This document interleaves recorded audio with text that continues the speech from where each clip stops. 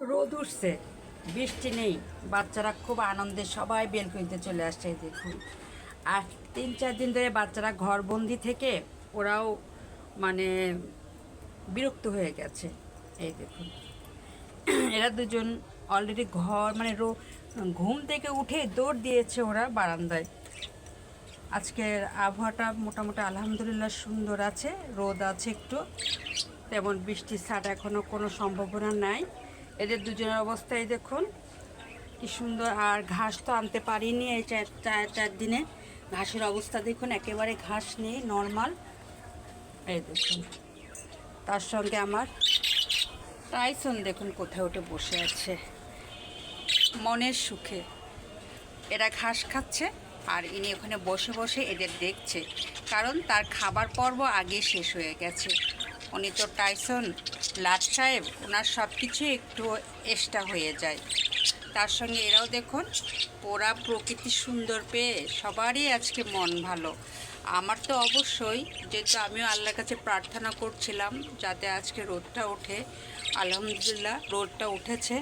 তার সঙ্গে আমার বাচ্চাগুলো দেখুন খুব ভালো আছে। খাও, মানে তারা শুকনা পেয়ে দৌড় দিয়ে চলে আসছে বারান্দায়। এই দেখুন, কি করবে না করবে ভেবে পাচ্ছে না। আর ইনি বসে বসে ওদের দেখছে, দেখেছেন কত সুন্দর। আবার ঘুমও পাচ্ছে, তার মানে আজকে মনে হয় না টাইসন ওখান থেকে নামবে।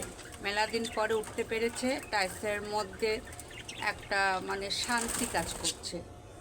আর এরা মানে সুন্দর মজা করছে, কারণ পাখি দেখে আগে ভয় পেত, এখন এদের মধ্যে ভয়টা অনেকটা কমে গেছে দেখুন।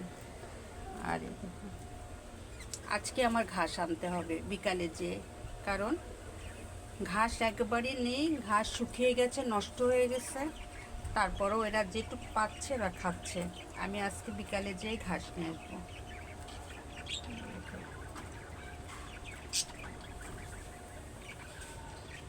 খাও ময়না, খাও সোনামণি, খাও। আবার মায়ের দিকে তাকায় তাকায় দেখে মা কিছু বলে কিনা।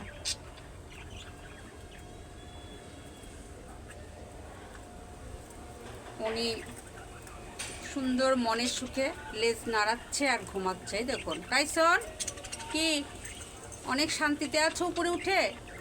হ্যাঁ টাইসন সোনা, তুমি অরো আর হ্যান্ডসামের খাওয়া দেখছো?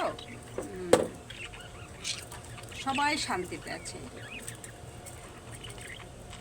দেখেছে। আজকে আবহাওয়াটা যেমন সুন্দর, সবাই বারান্দায় আসতে বসছে এবং সবাই শান্তিতে আছে।